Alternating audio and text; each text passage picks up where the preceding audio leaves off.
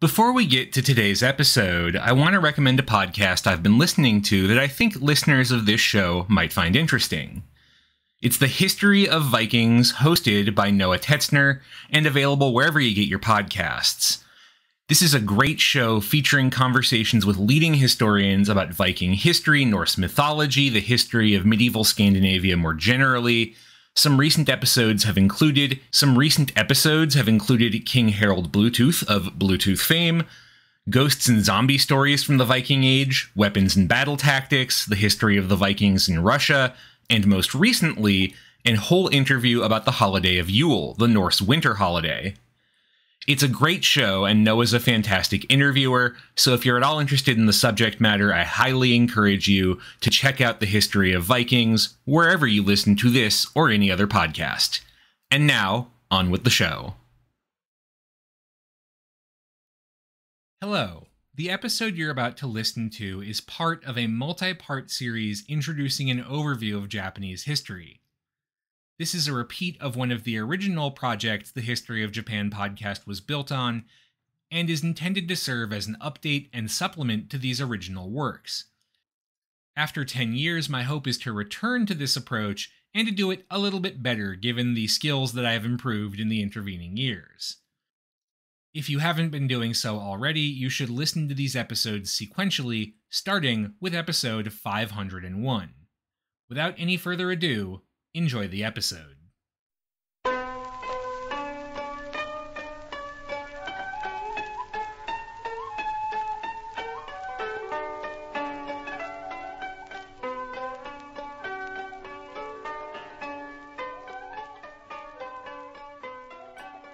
Hello, and welcome to the History of Japan podcast, episode 513, The Specter of the Continent. Sometime during the period of the samurai's political emergence, the date is disputed but 1162 is the most commonly favored year, a boy was born thousands of miles from Japan. The precise date and location are, again, a matter of some dispute, 1162 being the more commonly favored choice, but the source from which that number was derived was decades removed from the story it was telling. In terms of location, the most commonly cited is the banks of the Onon River in what's now Khenti province in northern Mongolia. Indeed, much of the young life of this boy, which took place as the rule of Taira Kiyomori was coming together, is the subject of mystery or legend or both. He would not emerge into contemporary written sources until decades later, and by the time he was famous enough for there to be genuine interest in his young life, well, so many stories had accumulated around him that it was pretty much impossible to sort truth from legend.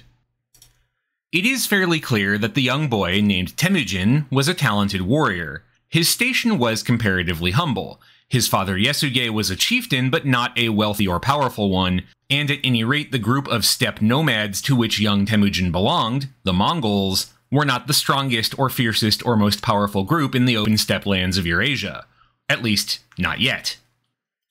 Of course, that name, Mongols, gives away who we're talking about and where all this is going, because while I would wager most people have not heard of Temujin or Yasuge, they have heard the name that Temujin would take after leading his followers to glory and power, Genghis Khan. And by the way, I am reliably informed the actual Mongolian pronunciation is closer to Chinggis Khan, but I am going to stick to Genghis Khan, simply for reasons of recognizability. I hope any Mongolian speakers in the audience can forgive me. A full recapping of the origins and expansion of the Mongol Empire is a bit beyond the scope of this podcast. Indeed, it would be a podcast all its own. Suffice it to say that over the course of one of the most legendary political and military careers in the history of humanity, Genghis Khan took the Mongols from a minor player in the politics of the Eurasian steppe to masters of an empire which sprawled over a good chunk of China all the way to the edges of Europe.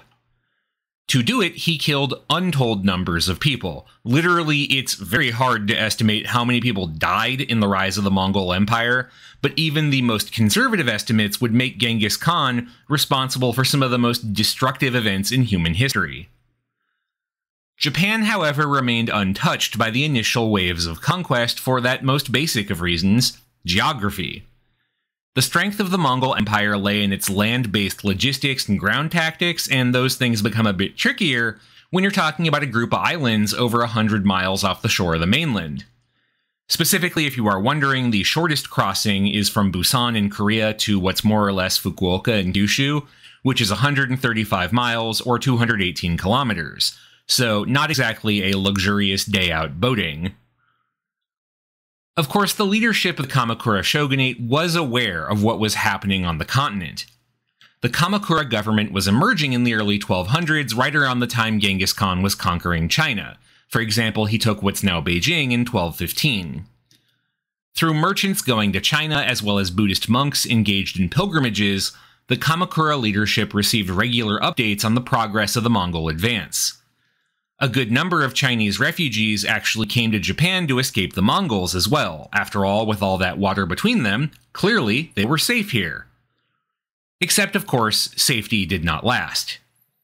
Genghis Khan seems never to have contemplated invading Japan himself, nor did his successors Ogedei, Guyuk, and Monkey, respectively Genghis Khan's eldest son, his grandson by Ogedei, and a grandson by another child. It was not until the fourth Khan, Kublai, that an invasion was considered. By this time, the Mongol Empire was far less unified than it once had been. Its sheer size had led to a growing fragmentation between competing descendants of Genghis Khan, each of which claimed a different chunk of what had become the largest empire in the world. Kublai, nominally the Khagan or ruler of the whole empire, in practice found his influence limited to its single wealthiest segment. This was China, which was still in the process of being conquered. It was not well into Kublai's reign, and after the first Mongol invasion of Japan, that the final holdouts of the previous Chinese dynasty, the Song, were defeated. Still, even with this smaller empire, Kublai controlled a tremendous amount of wealth and manpower, certainly enough to threaten Japan, particularly given the decentralized and fragmented nature of the Kamakura government. By the mid-1260s, Japan was already on Kublai's radar thanks to both its proximity — neighboring Korea, ruled at this point by the Goryeo dynasty, had already been subjugated — and because it had been a trading partner of the Southern Song dynasty, as that final remnant of pre-Mongol rule had been known. In 1266, Kublai sent his first letter to Japan by way of the Korean kings of Goryeo, who were ordered to act as intermediaries and send diplomats to accompany this messenger. However, this first messenger was turned away upon arrival in Japan. It was not until 1268 that a letter from an at this point incensed Kublai, who had made it clear in no uncertain terms to the Koreans that they were to convince the Japanese leadership to read what he had wrote, made its way to Kamakura. That letter reads, quote, "From time immemorial, rulers of small states have sought to maintain friendly relations with one another. We, the great Mongolian Empire, have received the mandate of heaven and become the master of the universe. Therefore, innumerable states in far-off lands have longed to form ties with us. As soon as I ascended the throne, I ceased fighting with Goryeo, the Koreans, and restored their lands and people. In gratitude, both the ruler and people of Goryeo came to us and became our subjects. Their joy resembles that of children with their father." Japan is located near Goryeo and, since its founding, has on several occasions sent envoys to the Middle Kingdom, China. However, this has not happened since the beginning of my reign. This must be because you are not fully informed. Therefore, I hereby send you a special envoy to inform you of our desire. From now on, let us enter into friendly relations with each other. Nobody would wish to resort to arms. Now, that's about as unsubtle as it gets in the wild world of politics. Certainly the language was peaceful, the implications were anything but. And to make matters worse, leadership within the Hojo family in Kamakura had just transitioned, with a boy of 17, Hojo Tokimune, having risen to the post of Shikken, regent to the shogun. Tokimune was young and untested, but he had a good pedigree going for him. His father was Hojo Tokiyori, the 5th Shikken, whose rule is generally considered to be a golden age for the Kamakura shogunate, a period of substantial economic prosperity thanks to growing trade with China, as well as the invention of new agricultural techniques to clear arable lands and use them more efficiently. Tokiyori had retired from office in 1256 and died in 1263, but his influence was such that the Shikken sense and a good chunk of his son Tokimune's inner circle were still very attached to his memory. a fact which would serve his son in good stead. So, how did this group of leaders handle Kublai's missive?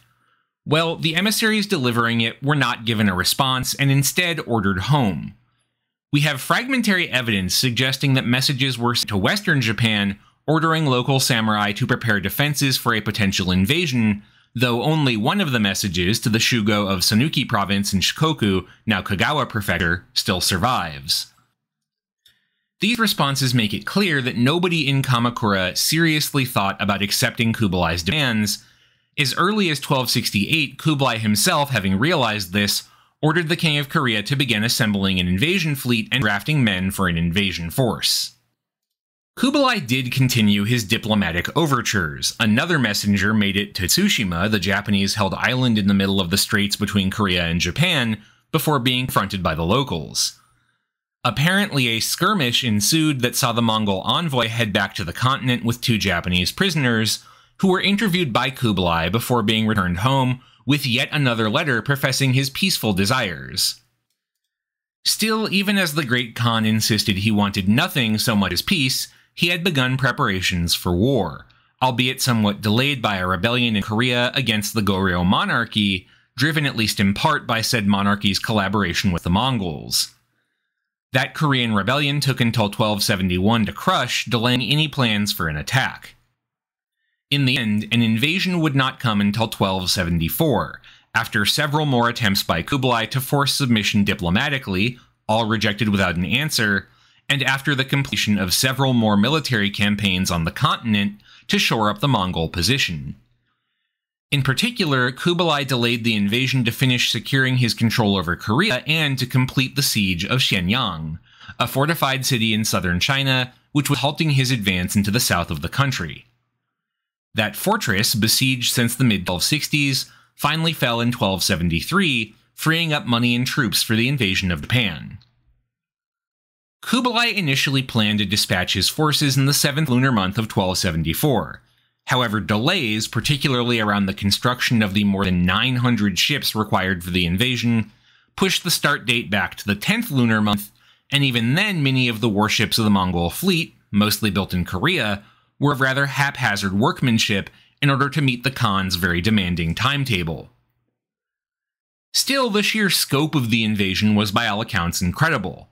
The history of China's Yuan dynasty as the period of Mongol rule came to be known described more than 15,000 Yuan dynasty soldiers, a further 8,000 Koreans, and an astonishing 67,000 sailors and other maintenance workers involved in keeping the fleet functional. Now, the exact reliability of those numbers is debatable to say the least, but it's clear the force involved was substantial. The first wave of the invasion arrived on Tsushima on the 5th day of the 10th lunar month of 1274, November 4th by the Western count. The Shugo of the island, So Sukekuni, led a valiant defense with the 100 men at his command, but they did not stand much of a chance at all. 9 days later, nearby Iki Island off the coast of Kyushu was similarly captured, and 2 weeks after that, the Mongol forces arrived in Hakata Bay in Kyushu. Now, it's worth stopping here for a moment to talk about the political arrangement of power in Kyushu because that's going to matter quite a bit here. That island was, by the standards of the mid-1200s, rather remote from Kamakura, which made it challenging to control, even more so because of its geography, which, as covered a few episodes back, divided the island roughly into 3 bands running east-west, with substantial mountain ranges between them. To maintain his hold on such a remote island way back in 1185, Minamoto no Yoritomo had set up an office he called the Chinzei Bugyo, roughly magistrate for the defense of the West, who would be deputized in essence to serve as the voice of the Kamakura government in the region and to manage things locally, avoiding the need to constantly run questions about policy back distant Kamakura. The Chinzei Bugyo is set up in Dazaifu, now a part of modern Fukuoka City along Hakata Bay in northern Kyushu, this being the region of the island which was easiest to reach by boat from the heartland of Japan in the Kansai area, as well as the most developed and settled part of the island. Going forward, the Minamoto shoguns and then the Hojo Shikken chose holders of the title of Chinzei Bugyo from among the region's Shugo, the military governors of the provinces of Kyushu, They charged these men with coordinating the other shugo of the island in support of Bakufu policy, and with keeping an eye on them to make sure they were towing the lines set by Kamakura. In 1274, the position of Chinsei-bugyo was held by two men splitting the duties in advance of the invasion. Shoni Geyoshi, who had been appointed in 1268, was joined by Otomo Yoriyasu, who was sent down in 1272 to assist him. Both were also shugo in their own right, responsible for rallying their local colleagues to defend Hakata, which was the obvious spot for a Mongol invasion, given its central position and the fact that a force landing anywhere else would have to march over at least one mountain chain to attack the Bakufu nerve center in the western part of the country. Otomo and Shoni were in charge of a force of unclear size because the nature of the Kamakura Bakufu's organization makes it very hard to estimate. The way mobilization worked among the samurai of this period was that shugo in a specific province would be given an order to mobilize their forces.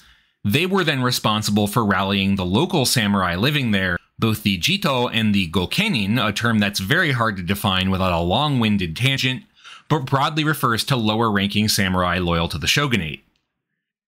These jito and kenin generally had their own followers, whom they would in turn mobilize, and if those followers had followers of their own, well, I think you know where this is going. In other words, it's not like there was a clean tally of a total of X number of potential warriors living in Province Y, which makes it easier to tally up how many fighters there were on the Japanese side in 1274. Instead, there was a list of jito and gokenin, and a certain number of retainers they promised they had, but those numbers were always a little bit fuzzy, so all we can really say is the Japanese force was probably smaller than the Mongol one. This first big battle, known broadly as the Battle of Bunne, because it took place in the 11th year of the Bunne era, was not what you would call a decisive win for the Japanese side.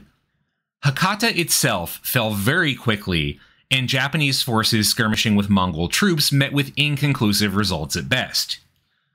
Mongol forces were well coordinated and trained to work together, where differing bands of samurai brought together for the fighting may never have even met before, and had access to explosive gunpowder weapons brought over from China.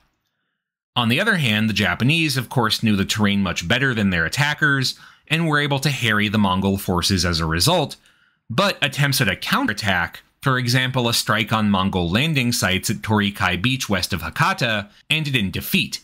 One of the major local shrines, Hakozaki Hachiman Shrine, was burned by the Mongols. That's not what you'd call an impressive outcome, and certainly not the sort of thing that would make the gods look favorably on your endeavors when you presumably needed them the most. Eventually, the Mongol commanders did withdraw their forces back to their boats, not as an acknowledgement of defeat, mind you, but as a temporary tactical retreat and reorganization to prepare for a second attack. And then, of course, came the storm. In the course of a single night, a typhoon blew through and destroyed huge chunks of the fleet, forcing the Mongol commanders to retreat back towards the Asian mainland. The first invasion had been warded away, but as the phrase "first invasion" somewhat gives away, this was not the end of things. Kublai would, once his forces came limping home, dispatch another embassy to Japan to try and force peaceful submission. After all, his armies had not been wiped out, even if they had been lost, and the Japanese had lost a great deal of men and treasure in the fighting. That embassy, asking the Japanese to peacefully submit now that they had made a go of things, arrived in Dazaifu in summer of 1275, and was forwarded on to Kamakura. This time there was a clear Japanese response. An emboldened Kamakura leadership, led by the young Shikken Hojo Tokimune, ordered all the envoys rounded up and publicly beheaded. On its own, this pretty much guaranteed another invasion. After all, it was an act of deep disrespect to Kublai to kill his emissaries like that. But the response would not be immediate.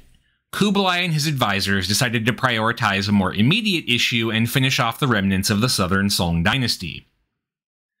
In 1279, the final bastions of the Song fell to a Mongol/Yuan dynasty force, freeing up even more soldiers from the mainland and capturing the substantial Song dynasty navy, which could serve as a platform for an invasion.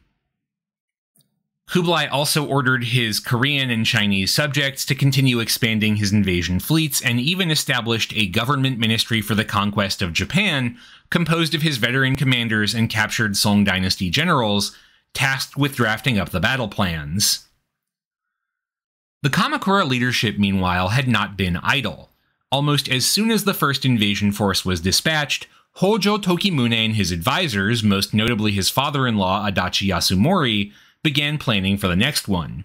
And here is where that veteran experience of men who had grown up working with one of the most famous politicians in Japanese history really paid off.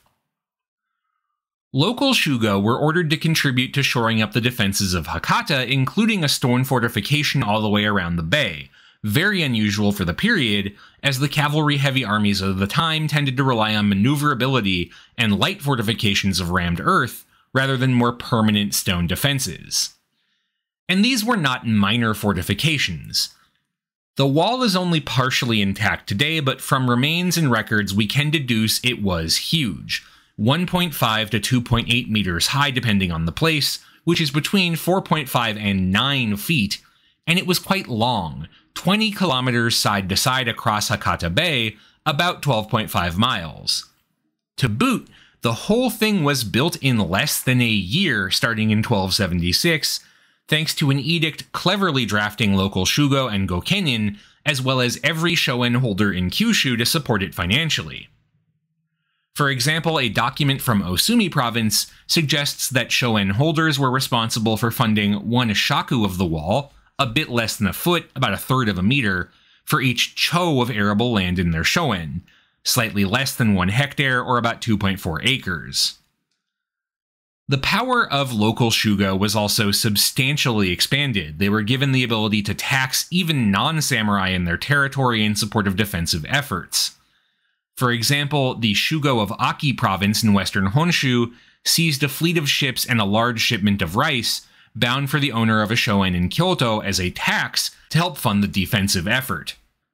Somewhat more cynically, the Kamakura leadership took advantage of the opportunity presented by the war crisis to strengthen its own power.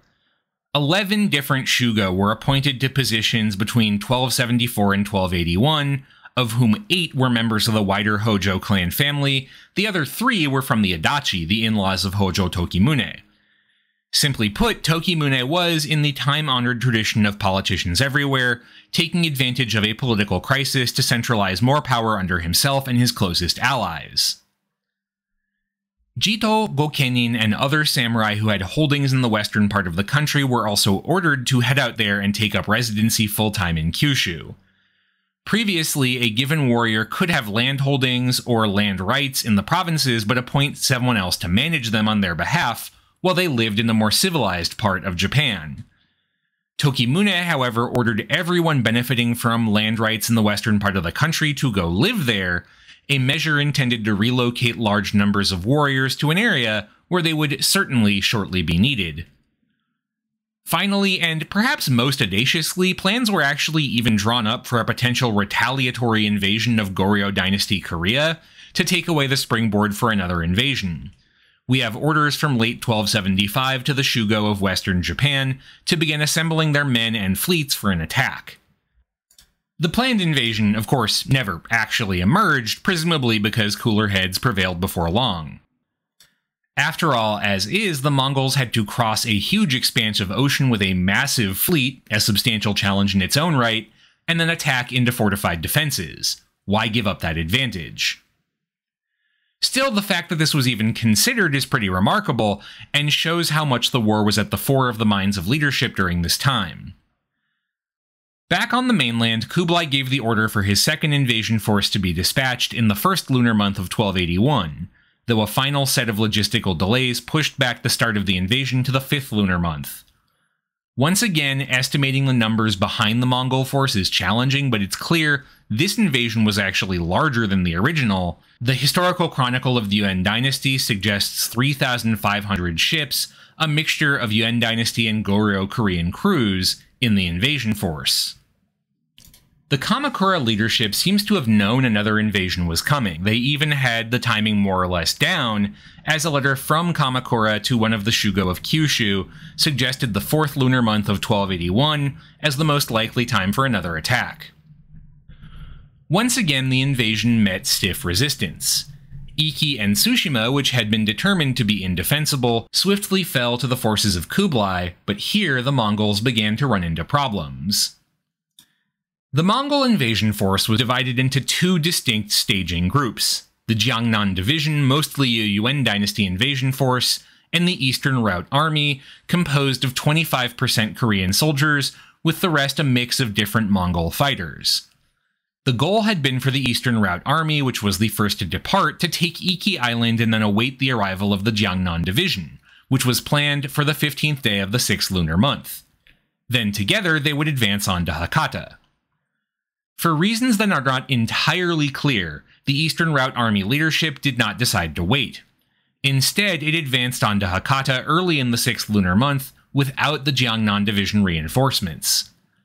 Upon arriving, the commanders of the Eastern Route Army forces discovered the newly constructed stone walls of Hakata, and so rather than attempting a landing and attacking into those fortifications, a daunting proposition to say the least, they settled on occupying nearby Shiga Island off the coast of Hakata.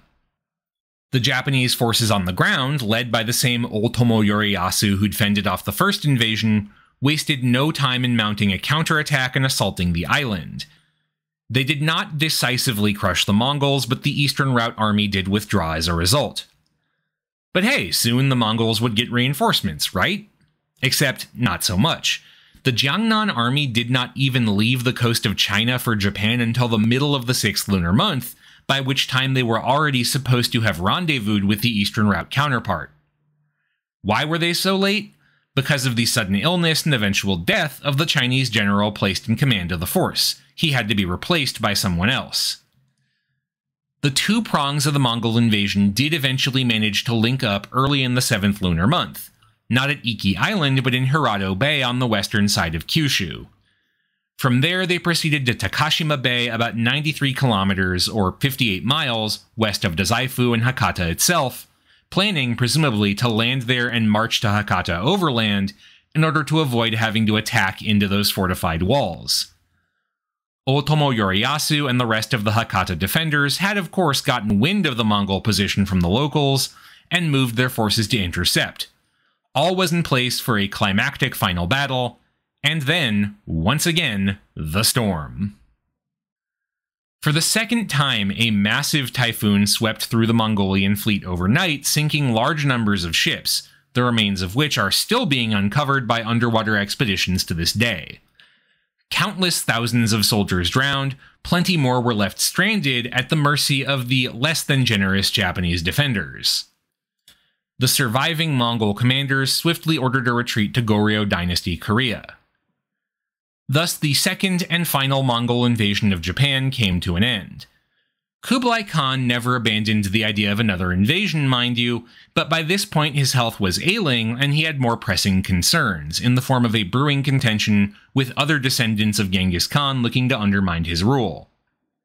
When he died in 1294, none of his successors showed any interest in picking up plans to invade Japan. There was never a formal truce, and for a few more decades, leaders of the Kamakura Bakufu would remain wary of a third invasion, but in hindsight we can say that with the debacle of 1281, the threat of Mongol invasion came to an end. Now, the defeat of the Mongol invasions of Japan is historically significant for a couple of reasons. Of most immediate concern at the time, one imagines, was that this defeat marked the beginning of a turning of the tide against Mongol expansion. Alongside the 1260 victory of Mamluk forces over the Mongols at Ain Jalut in the Jezreel Valley of what's now Israel, the 1274 victory represented one of the first real breaks in the aura of Mongol invincibility that had existed since the time of Genghis Khan. Those defeats, in combination with the emergence of division within the Mongol ranks, meant the beginning of the end of the period of Mongol expansion. However, in the longer term, the Mongol invasions have other important legacies that are worth commemorating as well.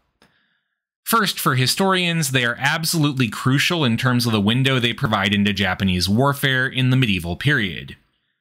Previous conflicts in Japan, like the Hogen and Heiji rebellions as well as the Genpei War, were chronicled either by period histories that don't talk much about the fighting itself, or by later Gunki Monogatari, romantic military tales that contain some pretty extreme exaggerations, the most famous of these of course being the Heike Monogatari, which depicts the Genpei War.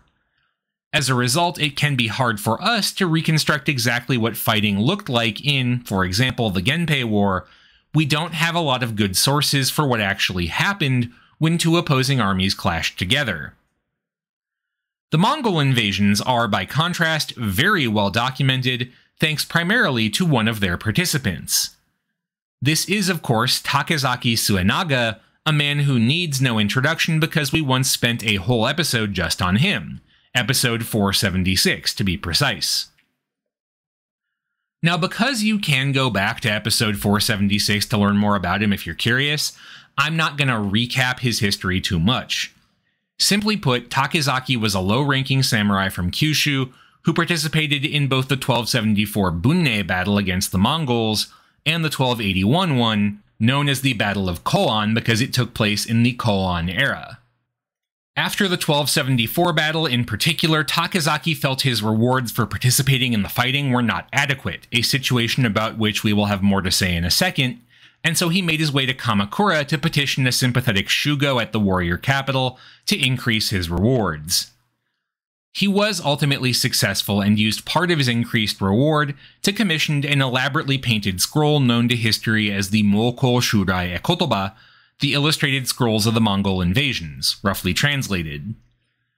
The text is a mixture of images depicting the two campaigns alongside written words describing Takezaki's involvement. He intended it to be a record of his glorious deeds and a dedication to the generosity of the shugo official who rewarded him, but for historians it's an invaluable text because of Takezaki's descriptions, of course, but also because of the detailed illustrations of the fighters on both sides. Today, those images are used to research everything from the armor people on both sides wore to tactics and strategy. There's far more to this text than I can possibly cover here, and if you're at all interested, I recommend checking out episode 476, and if you can, snagging a copy of Tom Conlon's excellent In Little Need of Divine Intervention, a great work on the Mongol invasions that deals heavily with the scrolls and includes a translation of them. Also, just generally, Tom Conlon is one of 3 people I recommend anyone interested in English language scholarship on medieval Japan check out, the others being Carl Friday and Mary Elizabeth Berry. All 3 are great scholars, they have very approachable writing styles, recommend them very highly.